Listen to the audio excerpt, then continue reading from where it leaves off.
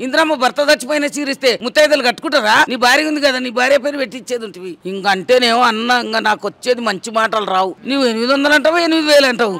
చీర చూపించి ఓ ఆడి మంచి కట్టుకున్నాక దీనికి ఎంత రేట్ అనేది ఓ ఆడిది చెప్తుంది. బతుకమ్మ రాష్ట్రాలు దాటిపోయింది, దేశాలు దాటిపోయింది. దుబాయ్లు ఆడినరు, అమెరికాలు ఆడినరు. మనల్ని చూసి వేరే దేశాలలో నేర్చుకున్నారు.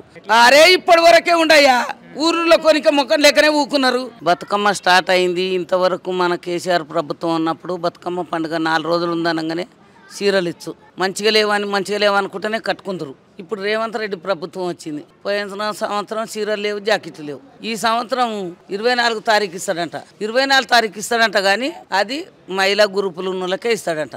మహిళా గ్రూపుల రూపాయల బారాన మంది చారణ మంది ఉండరు. మహిళా గ్రూపుల కనుమ 12 మంది ఓటేసేటోళ్ళే కదా. 60 ఏళ్ళు ఉన్నారు, 70 ఏళ్ళు ఉన్నారు, 18 కారేమో. నేను అదే అడుగుతున్నా, మరి మహిళా సంఘాలలో లేనోళ్ళు బతుకమ్మ ఆడరా? తెలంగాణ ఆడబిడ్డలు గారా? మేము ఏదానికి పనికిరామని చాలా మంది చర్చ చేస్తున్నారు. ఇవాళకి 3 రోజులే అయింది. చీరలు ఇస్తా అని చెప్తున్నాడు. చీరలు ఇస్తా, ఎవరైతే గ్రూపులు ఉన్నారో వాళ్ళకే ఇస్తా అంటున్నాడు.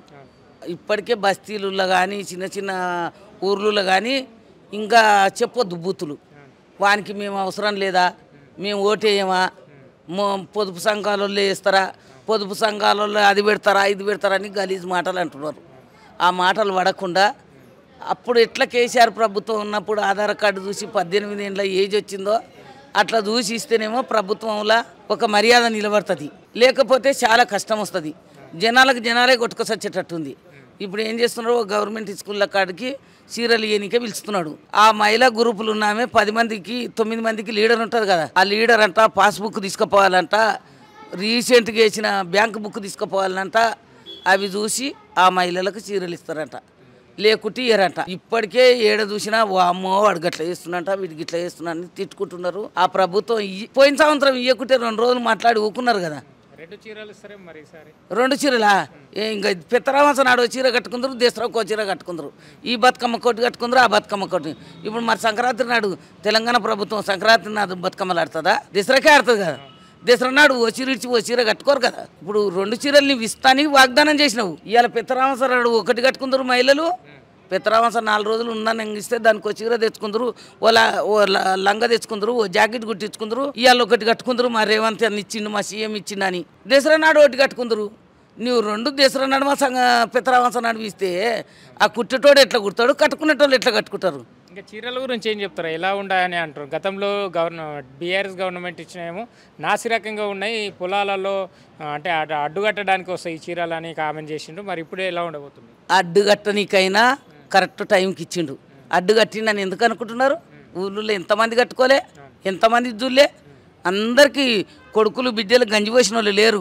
ఇవాళ ఒక అమ్మకు వచ్చే స్టైల్ వాడే అమ్మకు వస్తే ముసలామి ఉంటుంది. ముసలామిని విడిచి అమ్మ ఈ చీర కట్టుకుంటామని పిలిచిచ్చిర్రు. ఏ పొలాలకు కట్టుకోలే, ఏ జాగాలకు కట్టుకోలే. అంత అన్యాయమైన బతుకు ఎవరిది లేదు. ఎందుకంటే విమర్శలు వస్తే అన్నీ రావాలని చూస్తారు, కానీ ఆ విమర్శిస్తే ప్రజలు ఇలా తీర్పు చెప్తున్నారు ప్రజలకు. ఎందుకంటే బల్పిల్ ఇంకంటేనేమో అన్న ఇంకా నాకు వచ్చేది మంచి మాటలు రావు. 800 అక్కడ తీసుకునే రాకపోతే 800 అంటే ఎట్లా నమ్మాలి అయ్యా నీకు? నువ్వు 800 అంటావు, 8000 అంటావు. చీర చూపించి ఓ ఆడి మంచి కట్టుకున్నాక దీనికి ఎంత రేట్ అనేది ఓ ఆడిది చెప్తుంది. మొగోళ్ళకు కూడా మీకు తెలియదు. మీకు ఎట్లా తెలుస్తుంది? పెళ్ళానికి ఒక చీర దేనికే 1000 రూపాయలు ఇస్తావు. అది 500 తెచ్చుకున్నదా 200 తెచ్చుకున్నదా నీకు తెలియదుగా. నీ పెళ్ళం కట్టుకుంటేనే అందం కొడుతుంది. అబ్బా బాగానే ఉంది అనుకుంటావు. ఆడి మంచి కట్టుకుంటే ఆడి మంచికి తెలుస్తుంది. నువ్వు 800 ఇస్తున్నావా 1000 రూపాయలు ఇస్తున్నావా? ఇవ్వకముందుకే రేట్ వేసి బిల్లు వేసి నువ్వే ఇస్తే నీ అంగీకారానికి ఎవడు బలపడేటోడు ఉన్నాడు. నమ్మకుండా చెప్పొద్దు. నమ్మే మాటలే 4 మాట్లాడాలి. ఇచ్చినాక చెప్పు. ఇది ఇంత బ్రాండ్ గురించి ఏం చెప్తారు? తెలంగాణ ఇక్కడ గవర్నమెంట్ వచ్చి దాదాపు 2 సంవత్సరాలు అవుతుంది. ఇదే తెలంగాణ రాష్ట్రంలో బీఆర్ఎస్ గవర్నమెంట్లో ఉన్నప్పుడు బతుకమ్మ రాష్ట్రాలు దాటిపోయింది, దేశాలు దాటిపోయింది. ఈ 2 సంవత్సరాలలో ఎట్లా ఉంది? ఏమైనా తేడా కొడుతుందా అప్పటికి? బతుకమ్మ రాష్ట్రాలు దాటిపోయింది, దేశాలు దాటిపోయింది. దుబాయ్లు ఆడినరు, అమెరికాలు ఆడినరు. ఎక్కడ దేశం అన్నా బతుకమ్మ పండుగ వచ్చిందంటే మనను చూసి వేరే దేశాలలో నేర్చుకున్నారు, మనను చూసి వేరే భాషలలో నేర్చుకున్నారు. ఇప్పుడు వేరే మన భాషలను మనమే మర్చిపోయేటట్టుంది. మన తెలంగాణ ఆడబిడ్డలమే మేమే మర్చిపోయేటట్టుంది. చేస్తున్నారు. రేపు పెరడమైన దాంట్లకు 155 బస్సులు పెడతాడు, 97 మంది వస్తారు. చూతూ ఉండు. పోయినసారి వచ్చారు కదా, ఈసారి కూడా గంతే వస్తారు. ఎందుకు వస్తారు నువ్వు సరైన టైంలో అన్నిస్తే ప్రజలకు ప్రేమ కలుగు వస్తురు. ఇప్పుడు రారు, ఎవరు రారు. చూడు, భయపడిస్తామేమో. గ్రూపులకి వెళ్ళి వీకేసా, కరెంటు బిల్లు కట్టిపిస్తా, నేను అది చేస్తా ఇది చేస్తా అంటే భయపడిన కొంతమంది వస్తారు. కానీ కొంతమంది ఎవరు భయపడే సీన్లో లేరు.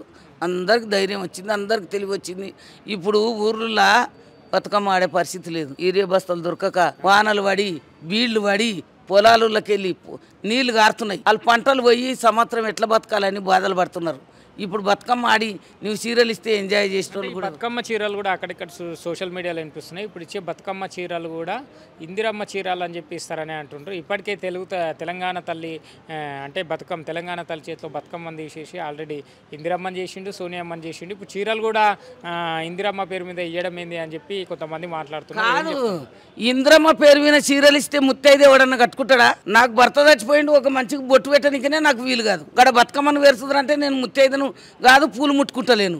ఇంద్రమ్మ చీర ఇస్తే ముగడున్న వాళ్ళు ఎట్లా కట్టుకుంటారు? ఇంద్రమ్మ భర్త చచ్చిపోయిన చీర ఇస్తే ముత్తైదులు కట్టుకుంటారా? ఇంద్రమ్మ చీరని ఎందుకు పెట్టినావు నువ్వు?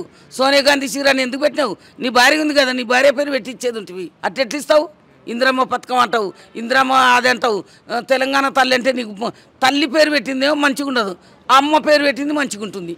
ఇంద్రమ్మ అని ఎవరన్నా మాట్లాడిండ్రా? ఆమె రాజ్యం ఎప్పుడు పోయింది?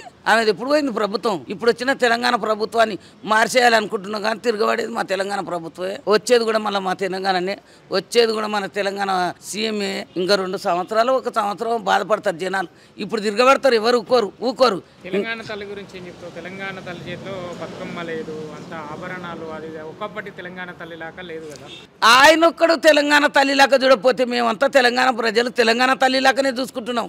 ఆమె చేతిలో పూలు పెడుతున్నాం, కంకులు పెడుతున్నాం, కాయలు పెడుతున్నాం, ఆమెని మంచిగానే చూసుకుంటున్నాం. తల్లిని తల్లిలాగానే చూసుకుంటాం. ఆయన ఒక్కడు చూడకుంటే ఏముంది? ఆ కాంగ్రెస్లో ఉన్న వాళ్ళు కూడా మన తెలంగాణ ప్రజలే, వాళ్ళకు కూడా జర తెలివి రావాలి.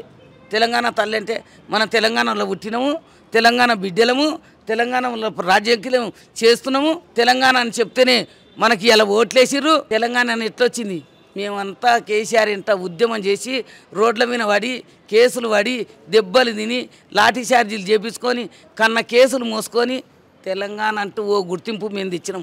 కేసీఆర్ తెచ్చిండు గుర్తింపు. కేసీఆర్ తెలంగాణ అని పేరు పెట్టిండు. ఇలా నువ్వు సీఎం, తెలంగాణ సీఎం అని ఎక్కడ పోయినా పిలుస్తున్నారు. అయ్యో కేసీఆర్ చేయబట్టి ఇలా నన్ను తెలంగాణ సీఎం అంటున్నారని ఆయనకి ఏమాత్రం అర్థమవుతలేదు. ఈ వెనక తిరిగే మంత్రులకు కూడా అర్థమవుతలేదు. ఎప్పుడో అవుతుంది, ఇంకా దగ్గర పడ్డది, ఇంకా బాధపడే అవసరం లేదు. మా తెలంగాణ ప్రభుత్వం సర్పంచ్ ఎలక్షన్స్ కూడా ఉన్నాయి, జిహెచ్ఎంసీ ఎలక్షన్స్ ఉన్నాయి. అరే ఇప్పటి వరకే ఉండయ్యా.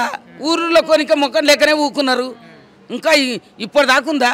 కార్పొరేటర్ ఎప్పుడూ అయిపోయినాయి, సర్పంచులు ఎప్పుడూ అయిపోయినాయి, ఎంపీటీసీలు ఎప్పుడూ అయిపోయినారు.